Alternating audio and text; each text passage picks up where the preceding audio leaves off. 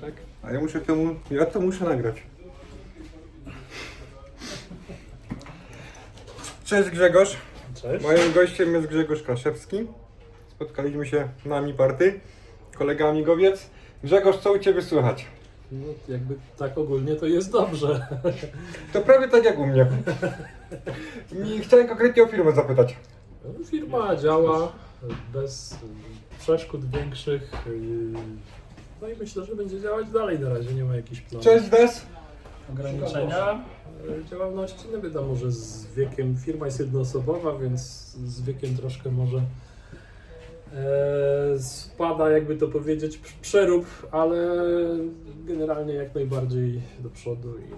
Jakieś nowe projekty? Amigowe? Nieamigowe? Wiesz, no trochę to jest tak, że jak jest właśnie jedna osoba, to masz ten ciężki wybór między zaspokajaniem zapotrzebowania na to, co już masz w ofercie, a projektowaniem nowych urządzeń.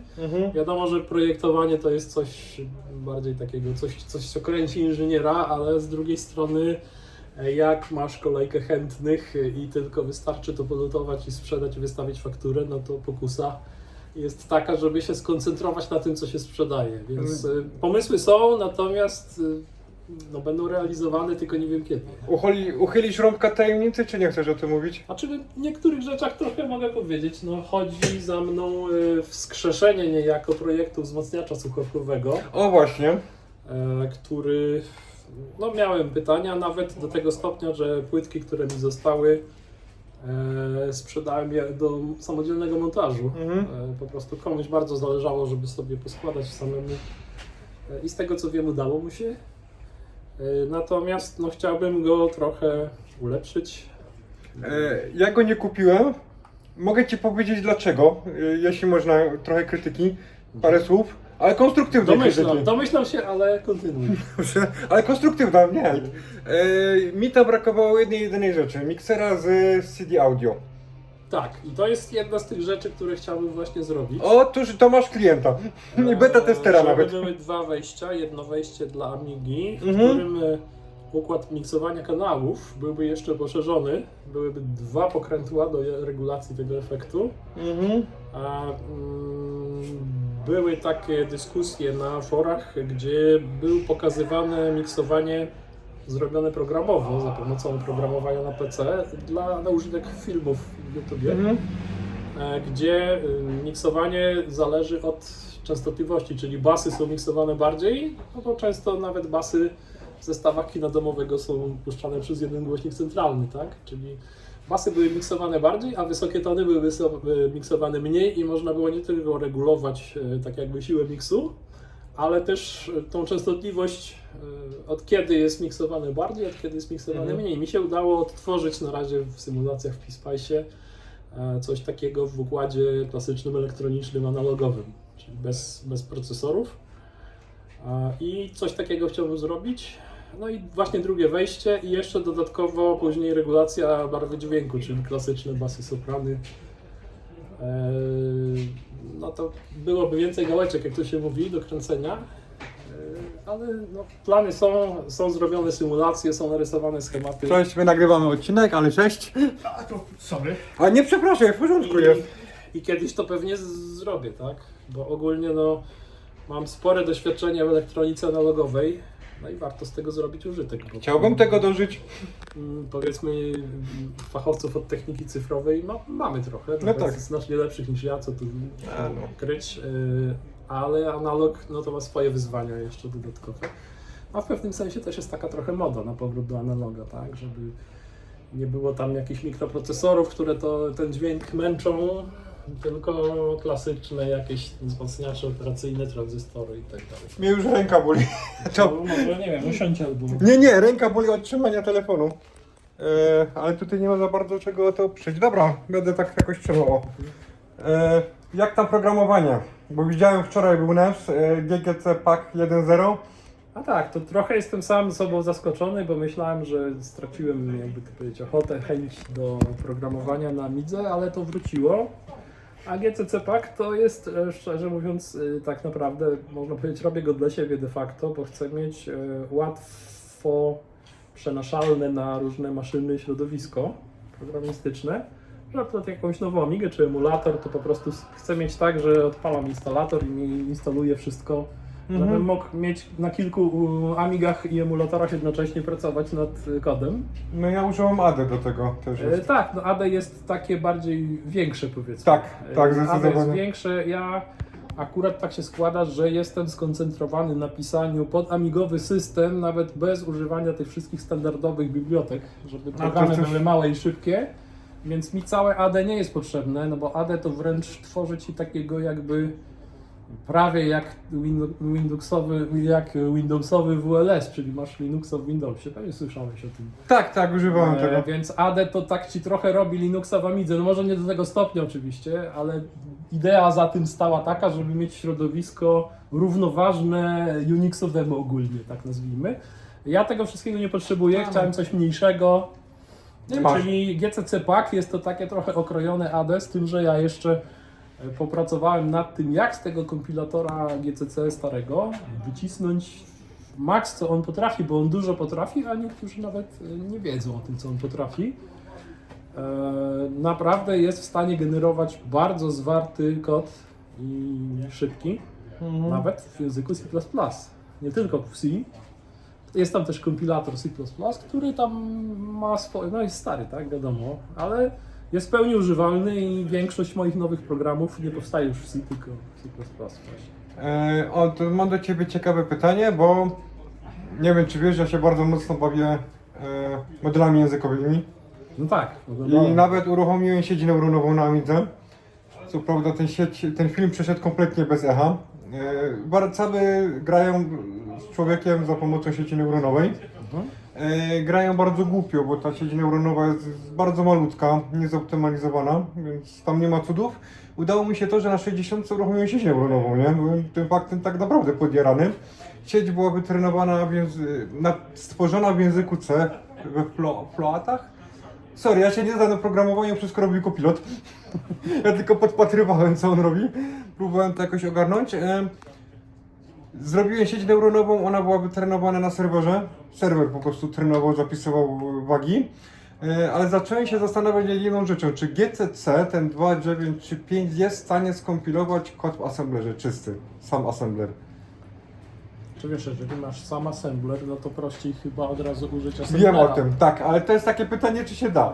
W zasadzie, no tak bezpośrednio, jak masz kod w ASM-ie taki, który na przykład łyka, nie wiem, DevPack czy WASM, no to GCC ci tego kodu nie skombinuje. Okej, o to mi chodziło. Musiała być No, jakieś C i wstawka, tak? Tak, Assemblerowa. znaczy wiesz, w Rękę pakiecie muszę GCC jest oczywiście assembler, AS nazywa się, AS. On ma troszeczkę inną składnię niż ta popularna, no ale bo on służy do tego, żeby też kompilować te programy w C, są zamieniane na assembler i nie, chociaż w sumie to nawet nie wiem. No ale jest taki assembler w pakiecie, można go użyć do kompilowania samodzielnych programów, chociaż jest dość niewygodny, bo ma dziwną składnię, nazwijmy to ogólnie. I pewnie nie jest najszybszy, więc trochę nie wiem. Natomiast jak poruszyłeś ten temat sieci neuronowych, to się ciekawie składa, bo ja jako, że jestem pracownikiem Politechniki, znaczy nie naukowcem od razu uściślimy, jestem technikiem, ale tak się składa, że przez moje ręce przechodzą informacje o różnego rodzaju badaniach. Wstawiam to na stronę internetową po prostu, ale czytam to. Niedawno właśnie był referat o tym, że można optymalizować sieci neuronowe na słabych platformach. Są takie sieci, gdzie wagi tych wszystkich neuronów, pewnie wiesz o czym mówię, Tak, jak zmieniałem są wagi. potęgami dwójki. I w tym momencie, jak ta sieć pracuje, to nie masz w ogóle mnożeń, tylko masz shifty i dodawania. I okazuje się, że takie sieci Masz 3 razy szybciej, na dzień dobry. masz bardzo dużo razy szybciej, bo znaczy na 0,20, no to wiesz, jak już tam wchodzimy w detale i zaczniemy liczyć cykle, no to jednak tak. To No aż takim ekspertem nie jestem, natomiast... jest znacznie szybciej. Aha. I okazuje się, że takie sieci osiąga się poważne rezultaty na takich sieciach. Wiesz co, Copilot twierdził, że tą sieć moją neuronową można bardzo wysoce zoptymalizować, natomiast ja sobie już dałem z tym projektem spokój, nie chciałem to brnąć dalej. Cel został zrealizowany, w sensie uruchomiłem sieć, ona działała, korzystał z wag, działało to wolno na 60 100 MHz, aczkolwiek działało. Bardzo łatwo było z komputerem wygrać, ale było widać, że on mimo tak małej ilości wag próbuję używać jakiejś strategii, nie? Ale, bo skompilowałeś pod Coproca, pod FPU? Ja właśnie to jest dobre pytanie, nie wiem. No bo jak masz 60, to powinieneś skompilować pod FPU, tak? To jednak Chyba też nie, przyspieszenie nie. jest, no, Na to pewno nie, bo to na 30 też działało, a tam nie ma FPU, więc... w tym momencie, no to miałeś znaczne spowolnienie, No bo okej. biblioteki software'owe, które robią ci zmienny przecinek, są wolne i są bardzo wolne. Czyli tu jakbyś chciał to zoptymalizować, to albo po prostu skompilować pod FPU, to pewnie, bo to jest łatwe, tak? Zmieniasz w zasadzie opcję kompilatora tylko. Mhm. Albo też można spróbować z tymi binarnymi wagami, z tym, że to działa w ten sposób, że od razu jak uczysz sieć, jak trenujesz, to ona już te wagi musi mieć binarne właśnie. Mhm. I mechanizm sprzężenia powoduje, że mimo, że to się wydaje bardzo dużym ograniczeniem, tak? No bo masz nagle tych wag przy floatach, masz ich właściwie, no teoretycznie nieskończoność, tak? Możliwych wartości. No oczywiście w praktyce wiadomo, że nie, ale bardzo dużo. A przy binarnych intach, no to masz tych wag no, kilkanaście do wyboru właściwie. Jak są powiedzmy 16-bitowe, no to masz 16 tylko możliwych wartości. To wydaje się, że to nie ma prawa działać, ale to działa. Ciekawe. Dla mnie to była frajda, wiesz, wytrenowałem sobie sieć, otworzyłem na Amidze w tym, w Reddicie plik z wagami, sobie pozmieniałem, zapisałem, uruchomiłem sieć neuronową, nie? Oczywiście to żadnych sensownych efektów nie przyniesie, nie? Bo możemy... Na pewno będzie tak, że my teraz mówimy sieci neuronowe, a myślimy LLM-y, tak? I myślimy o takich rzeczach jak czat, czy te wszystkie, No które nie, możemy sobie używać. niżej. Amiga po prostu nie jest w stanie nawet wypasiona, nawet emulator Amigi, powiedzmy szczerze wprost, nie jest w stanie uciągnąć czegoś takiego, No, tak? tam ramu brakuje przede wszystkim. Chociażby. Szybkiego, mega szybkiego ramu. Mega szybkiego ramu i brakuje po prostu jakiegoś konkretnego RTX-a albo powiedzmy Radeona, który to będzie liczył, bo tak się to te lokalne modele na PC-tach, którymi też się bawimy w pracy trochę, Tak. no to one właśnie liczą wszystko na kartach graficznych. Tak, ja mam To musisz paręnaście. mieć szybką kartę i przede wszystkim w karcie musi być dużo ramu. W Wiem samej o tym. karcie, w samej karcie. Ale ja wiem o tym, używam. No, także- Na Radeonie 7 się bawiłem elementem 16 Także, GB ramu. no tutaj Amiga, jeżeli będziemy próbowali robić LLM-y, to już nie będą LLM-y, tylko MLM-y, czyli jakieś SLM-y, Small Language Model, Jejku, no to będą to zabawki, nie? To jest hobby. No tak, no. No to jest, no, kto używa Amigi komercyjnie, nie? No, Tylko, że wiesz, no to w tym momencie jest tak, że pewien taki problem, że są pewne rodzaje programów, gdzie Amiga mimo swoich ograniczeń, no powiedzmy, jest w stanie być praktycznie przydatna, tak? Ja mówię o jakichś prozaicznych rzeczach. Możemy sobie na przykład wyobrazić program magazynowo-księgowy Tak. na Amidze, lekko dopalonej, tak? Mhm. Natomiast przy modelach językowych no jest ten problem, że te mniejsze modele od pewnego momentu już stają się wyłącznie zabaweczkami i to zrozumiałymi głównie dla swoich twórców, nie? Tak, tak. Natomiast ktoś popatrzy, no dobra, ale co ja mogę z tym? No nic nie mogę, tak? W zasadzie. Tak, tylko- No może gra w warcaby to jest jeszcze do ogarnięcia, tak? Bo to jest dość prosty w sumie Tak, zagadnienie. ja zaczynałem od szachów, ale od razu stwierdziłem, że za dużo. Szachy, tam jest większa złożoność. Więc w Warszawie stanęło. To był eksperyment w Więc ramach wiesz, takiej jest ciekawości. możliwe, że dobrze dopalona Amiga byłaby na przykład w stanie ogrywać każdego, tak? Fibrizio mi mówił, że powstał jakiś algorytm, który umożliwia komputerowi wygranie zawsze, że nie ma możliwości go pokonania. Możliwe, bo to bardzo stare dzieje, zrobię taką troszeczkę dygresję, Mów, to mów. najwyżej wytniesz, nie? Czemu? Zostanie. A w latach 70. było takie czasopismo, nazywało się Problemy i tam był człowiek, który zajmował się grami i Chodź tu. małymówkami. Bo mi ręce wysiadają, wiesz. To sobie jakoś Tu, zainstaluj ten tu. telefon. No tak, ja zakrzepicy żył mam, wiesz, mnie po prostu łapy bolą.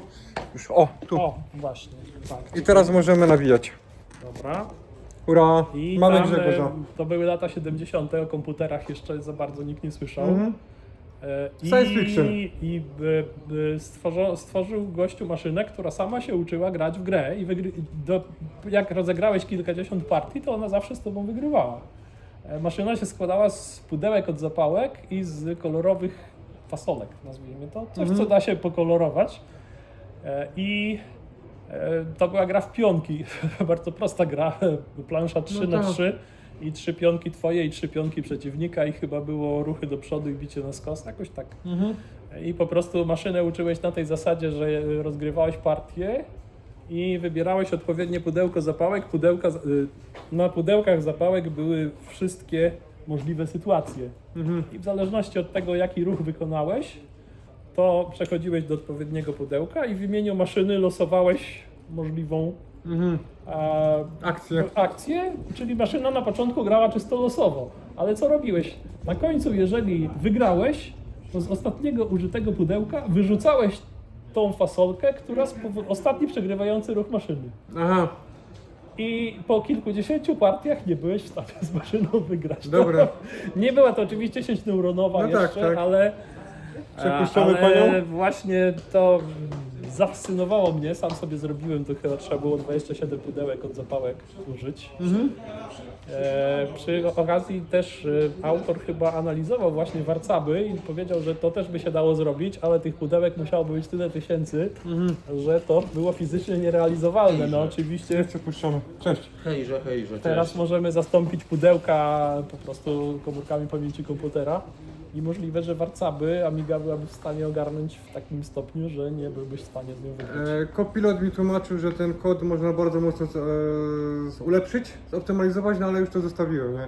Nie chciałem dalej w to brnąć.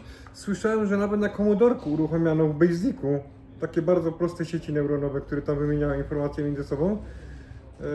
I to ponoć działało. No tak, bo wiesz, sieć neuronowa to jest Wynalazek lat 60. chyba. bardzo prosta idea, tylko problem zasadza się na tym, że żeby sieć była ciekawa, fajna i pożyteczna, to musi być duża. Tak. I tutaj to jest prosty problem po prostu braku zasobów komputera, tak? Nie jest tak, że na 8-bitowcu czegoś nie jesteś w stanie przeskoczyć. Nie jesteś w stanie przeskoczyć tego, że on ma mało ramu, jest wolny, tego nie jesteś w stanie przeskoczyć. I ma wolny RAM. I ma wolny RAM, więc sieć jest albo mała i niewiele wtedy z niej wynika, albo jest większa, ale bardzo wolna.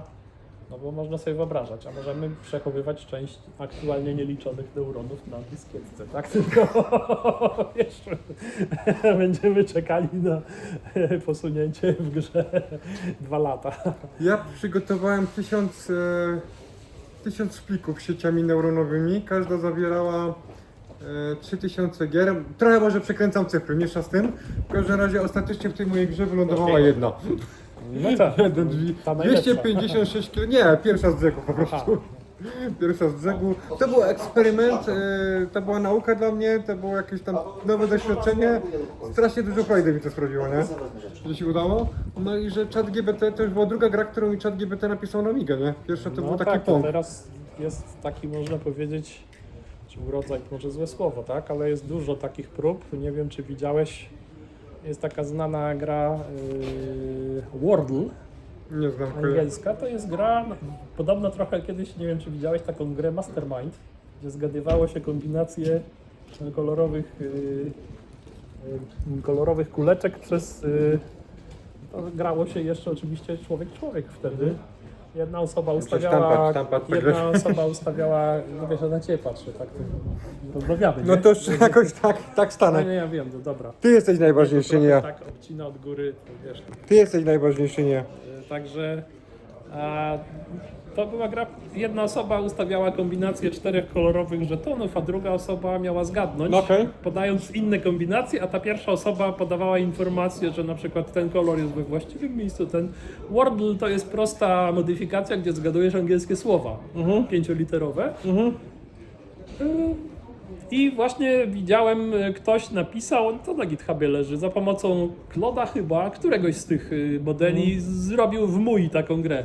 Znaczy po prostu czat mu wygenerował kod. No to samo. Ta gra została skompilowana i działa, sam ją odpalałem u siebie osobiście, no i w zasadzie ja jako powiedzmy pewien taki człowiek, który z pedanterią podchodzi do zasad pisania systemowych aplikacji w Amidze, że tam powinno być menu, tak, że tam powinny być jakieś określone opcje, quit i tak dalej. Wiesz, takie, to się style guide to się nazywało, Okay. kiedyś nawet Commodore wydawał dokumenty na ten temat, żeby zachować taką spójność. No ta gra nie do końca może spełnia, no ale wiesz, jest pod mój, więc jest systemowa jak najbardziej i to działa, tak? No, Czyli da się. da się. Bo kiedyś była taka opinia, że Amiga jest zbyt niszową platformą, żeby AI mogły się nauczyć pisania pod Amigę i że będą, czasami halucynują, tak? Wymyślają tak, nieistniejące wiem o tym. funkcje. Wiem Ale o tym. ta gra, gość napisał, że poszła w miarę dobrze. Znaczy to nie było tak, że pierwsza iteracja, którą stworzył AI od razu mu się skompilowało i można było grać. Tak, Ale zgadza się. generalnie on też napisał, że no nie jest jakimś takim programistą bardzo zaawansowanym i poradził sobie, więc No ja bez znajomości co sobie poradziłem. Z dla dwoma. mnie to w pewnym sensie jest takie troszeczkę, wiesz, nawet powiedzmy uwiera mnie trochę, tak, że grono ludzi wąskie, które potrafiło to robić, się trochę rozszerzyło, przy czym no wiesz jak jest, czasami te programy są takie trochę niedoszlifowane Tak, i jak tak, ktoś ma tak. wbudowany perfekcjonizm, to mu tak trochę to, no nie jest to dobre uczucie, No zdaj sobie rozumiem. z tego sprawę, to taka zazdrość trochę, no ale coś, no wiesz. Słuchaj, ja się nie czuję programistą w żaden sposób. Nie uważam, żebym jakkolwiek tobie na przykład zagrażał. Nie, to wiesz, to nie mówmy o jakimś zagrażaniu, to przecież każdy, znaczy przynajmniej większość pisze dla fanu, tak? Tak. Ja nie dlatego nie używam jaja, że się go brzydzę, tylko że powiedzmy mi to psuje całą zabawę, tak? No okej. No. Ja nikogo nie namawiam To do tak jakbym na używania przykład jaja. kupił sobie gazetkę pod tytułem 1000 razy sudoku, a potem użył programu, który to rozwiązuje i wypełniał, siedział Tak. i przepisywał wyniki z programu, nie? To rozumiesz mnie. Tak, wiem o co chodzi. Grzegorz, ja od 1,5 roku siedzę w domu chorobowym, nie? Właściwie już 2 lata za chwilę będzie. No i łapki mam tak słabo sprawne, głosowo rozmawiam z jajem. No to rozmawiałem z nim na temat Amigi, no i robimy grę na No. Amigę, nie? Nie no, Tak to się wiesz, po zaczęło. prostu pojawił się jakiś nowy sposób, tak? Powiedzmy sobie szczerze, no oprogramowania na Amigę, nie mamy nadmiaru Tak oprogramowania jest. na Amigę, więc dlaczego nie? Tak, wiesz, ja tam mogę mieć jakieś swoje uprzedzenia, ale Masz prawo. to nie o to chodzi, żeby je tam jakoś nadmiernie publicznie wyrażać i... Ale to bardzo ciekawe jest, może to jest nawet pewna taka inspiracja, bo jednak jak piszesz pod MUI, no to znaczna część roboty to jest tak zwane klepanie rzeczy oczywistych. Jest takie angielskie słówko boilerplate na to, programiści mówią, czyli kod, jakiś szkielet, który musisz... Ja też mam szkielet aplikacji, kopiuję go sobie. Jak robiłem jak w zaczynam Amosie, nową, to... w Amosie jak robiłem testy, miałem coś takiego. Coś na to. To- Z czasem to naturalnie powstaje. A w MUI jak piszesz, to jest tego, no trochę jest, tak? No. Więc wygenerowanie tego, wiesz, no kiedyś miałem nawet pod Morfosa napisałem chyba program, który generował takie szkielety. Oczywiście to nie był AI, tylko taki zwykły program algorytmiczny, nie? Rozumiem. A to, czy to wygenerujemy AI-em, czy nie, no to jest już tak wtórne trochę, nie? Ważne, że wygenerujemy i skupimy się na rzeczach istotnych. Ja Nie na rozmieszczeniu gadżetów. poszedłem krok dalej. A sorry, przerwałem cię, przepraszam. Nie no, dobra. Poszedłem krok dalej i powiedziałem mu AI-owi, żeby mi zaprojektował kontroler SCSI na Zorro 2. Zaczął coś tam wypluwać. Nie mam sprzęt. bladego pojęcia, czy A to to ciekawe, bo w sumie o robieniu sprzętu, chociaż znaczy to jest na granicy w sumie sprzętu. No. Też ostatnio pojawił się projekt Człowiek za pomocą Cloda, co widać na GitHubie, bo widać kto robił komity. Zrobił implementację koprocesora amigowego Tak, widziałem temat. FPGA. Ponoć taką dosyć... To znaczy ona ma tylko jedną wadę, że jest na tyle duża, że układ FPGA, który jest wystarczająco pojemny, kosztuje 1500 zł. Tak, widziałem tego posta. Ale ten kod działa. No, I znaczy z tego co wiem, to przynajmniej autor twierdzi, że on faktycznie to w hardware'ze zaprogramował i podłączył i był w stanie zastąpić procesor Amigi. elegancko. Bardzo ciekawe. Więc no jest co ciekawe, na razie to tak Ciekawostki. trochę, wiesz, no ten układ za 1500 zł, Koproca możesz póki co kupić znacznie taniej. Słuchaj, no, pierwszy Nawet tranzystor, 8882 możesz kupić chyba taniej. też miał wielkość pudełka zapałek, kosztował straszne No tak. pieniądze. Ludzie się w głowę się pukali, że przecież lampa to zrobi 100 razy taniej, szybciej i lepiej. Nie? Ciekawe co by było, jakby spróbować, tylko że tu mamy problem niekompletnych specyfikacji, zastosować takie podejście do amigowego chipsetu, tak? No przecież ja uważam, że to jest kwestia czasu. Patrząc na ceny układów specjalizowanych, szczególnie Agnusa do Amigi 1200. Dobrze mówię Agnus? To jest takie drogi? Tak, Agnus. Czy w Amidze 1200 to będzie Alice chyba? Alice, przepraszam cię najmocniej. Agnus to mamy OCS, Tak, OCS. Alice, ceny Alice'a i dostępność Alice'a to jest kwestia czasu, a powstanie jakaś reimplementacja, uważam. Tak, no a na przykład z drugiej strony, jak już mówimy o chipach, to Mhm. widziałem Tony Villen, czyli autor Tak, Winoe, on ostatnio właśnie widać, że sam napisał, że analizował te schematy chipsetu AGA, które tam ciekły czy pojawiły się, tak? To są skany z Commodora. To się ciężko to analizuje, bo to są schematy, to nie są schematy logiczne, tylko takie już trochę na poziomie tego układu ASIC. Czyli trochę już wchodzą w technologię, troszeczkę to się tak analizuje. Mi się to skojarzyło są goście, którzy zeszlifowują układy Tak, i tak. analizują na poziomie tego, co widzą w mikroskopie. Tak, To już w tak. ogóle jest crazy, ale kosztuje i działa. ciekawe, tak. Natomiast właśnie on analizował te schematy i po prostu uprościł na przykład kod w emulatorze, bo się okazało, że pewne rzeczy, które myśleliśmy, że różne są efekty uboczne, tak? Są takie, nie są to błędy, tak? Po prostu jak zaprogramujesz układ AGA w taki sposób, którego się nikt nie spodziewał, to zachował się w określony sposób. Tak. Okazało się, że właśnie że to, co wydawało się, że jest bardzo skomplikowane, to jest o wiele prostsze, a efekty uboczne wynikają z tego, że inżynierowie z Commodora po prostu cięli, jak to się mówi, koszty No na tak. każdym rogu. Tak. Więc Każdy tranzystor na wagę jest złota. postęp w dziedzinie odtworzenia tych układów i wtedy właśnie przy pomocy, jak się AI na przykład zagoni trochę do analizy tych schematów, może się da, pewnie się da, Kwestia czasu, ja uważam. to możemy mieć takie, tak jak, no można powiedzieć, że kompatybilność WinUAE jest już naprawdę referencyjna wręcz, można powiedzieć. No i Jeszcze mam nie idealna odmienne zapewne, zdanie ale właśnie. znaczy, Jak wiesz, to zaczynasz dla mnie- programować, to się okazuje, że to nie jest takie idealne.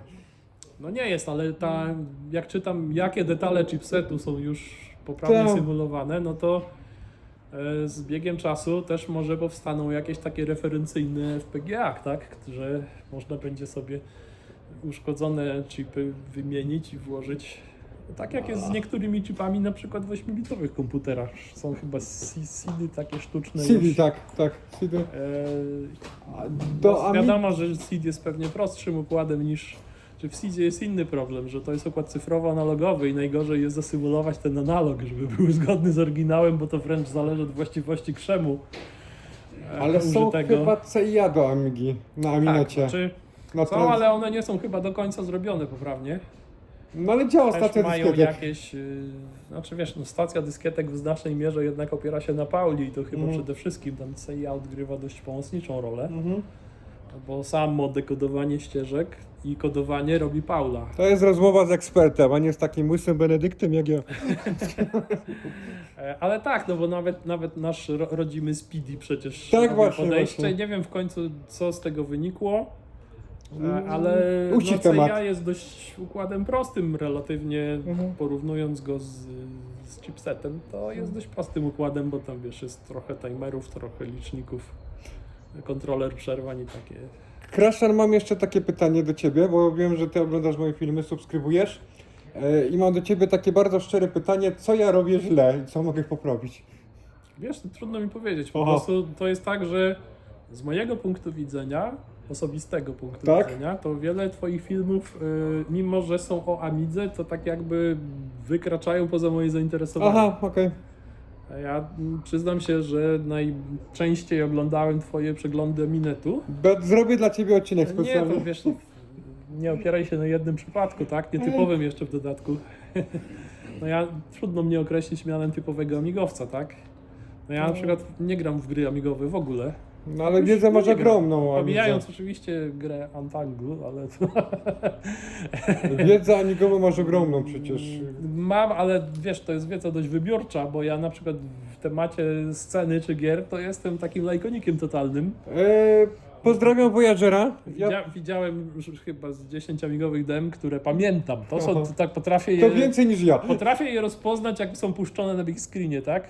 A to więcej Ale niż ja, tak. poza tym to jakbym musiał, przypuśćmy, że weź Kraszan, zakoduj demo, tak? To wiesz, że ja bym musiał się uczyć najpierw, ja bym musiał wszystkiego się uczyć. Kojarzysz Voyagera? Tak. Pozdrawiamy Voyagera. Ja kiedyś Voyagerowi powiedziałem, tworzę, mnie scena w ogóle nie wciągnęła, ja sceny nie rozumiem, mnie to nie interesuje, a mało tego człowieka nie zabiłem tym sformułowaniem, nie był w stanie tego przeżyć. Znaczy wiesz, ja nie mam jakiegoś negatywnego... Ja też nie mam, po prostu mnie nie do wciągnęło. sceny, tylko jestem dość obojętny, tak? Dokładnie. I tak samo jest, no ja, może to niektórych dziwi, no ale dla mnie amigowe gry nie są atrakcyjne. No okej, generalnie no rzecz biorąc. masz prawo. Znaczy, jeżeli mówimy o tych takich klasycznych tytułach, tak, znanych, w które też grałem za młody, oczywiście, że grałem, jak najbardziej. Wormsy, czy no w Super Froga akurat nie, bo kiedyś jak się mieszkało na wsi i nie jeździło się na giełdę, to się grało w to, co się miało. Tak. Ale Silkworma przeszedłem całego O, do końca. Także grałem, natomiast teraz nie gram. No ale to, więc wracając bo do tematu twoich filmów, tak. to być może po prostu, znaczy wiesz, może trochę nie trafiasz w, jakby to powiedzieć, szerokie no nie oczekiwania trafię. szerokiej klienteli amigowej. Tak. Nie wiem, trudno powiedzieć. Okej, w bo, porządku. wiesz, no w zasadzie trudno się przyczepić do tych filmów w jakiś konkretny sposób, że tam, wiesz, no nikt nie oczekuje jakichś super montażu czy czegoś, bo to nie o to chodzi, tak?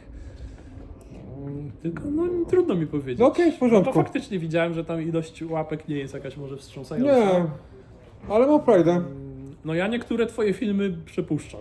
No okej. Przyznam się, bo po prostu szczerze mówię, nie jest to musisz żaden przecież. zarzut. Okej. Nie trafiają w moje zainteresowanie, tak? No powiedzmy film o grze Prawo Krwi. No na pewno jest ciekawy i wykonałeś w nim jakiś research Wczoraj i na tak twoje dalej, taksy tak dalej. wpadłem. Tak? A no właśnie, bo on mnie szukał. Tak, na twoje taksy wpadłem. Koleś ciebie pytał, czy ja taksówkę. Mówię, nie, on tam jest broma dalej. No okej, okay, dalej. Także no tak się składa, że ja dość dużo oglądam na YouTubie i po prostu muszę robić selekcję, tak? No nie jasne. mam tyle czasu, żeby obejrzeć wszystko. Jasne. Więc no ten akurat przepuściłem, W porządku. tak? Bo powiedzmy temat tak zwanych kultowych polskich gier na Amigę Nie wypałów. z Franco wspaniałym na czele, tak? No nie interesuje mnie. A w Shelter grałeś na Amidze? W co? Shelter? Nie, Nie graj, straszny syf. nie grałem. Mam Znaczy, nadzieję, ja nie że... wiem. Mam nadzieję, że autor zachoruje na raka, naprawdę. Powiem Ci, że nie grałem w żadną nową polską grę na Amigę, a trochę ich wyszło. I w ogóle w te nowe gry nie ogrywam ich, tak? Okej. No po No prostu. to jest stara gra, ta sprzed 13 No ja lat. wiem, ale teraz właśnie była też dyskusja, że tych gier się ostatnio zrobiło więcej i tak. przynajmniej na sztuki, tak? Niż powiedzmy w latach 2000-2015. Teraz mamy w pewnym sensie nawet wręcz wysyp, można by powiedzieć, jak na Amigę. Zgadza się. Więcej niż w ostatnim ćwierćwieku wyszło. Nawet jedną grę zastanawiałem się, czy nie kupić, ale nie kupiłem. Okej. Nie polską akurat. Była na W jakaś taka, zbierały się diamenciki, już nie pamiętam. Też nie kojarzę. Parę lat temu, no w każdym razie, także jest też Game Jam, czyli konkurs na gry, no, nie biorę w nim udziału, bo tak jak mówię, no ja dość wybiórcze mam zainteresowania amigowe i nie umiem pisać gier takich, wiesz, typowych, nie? No rozumiem. Nie pod system i czy to będą platformówki, czy jakikolwiek inny gatunek.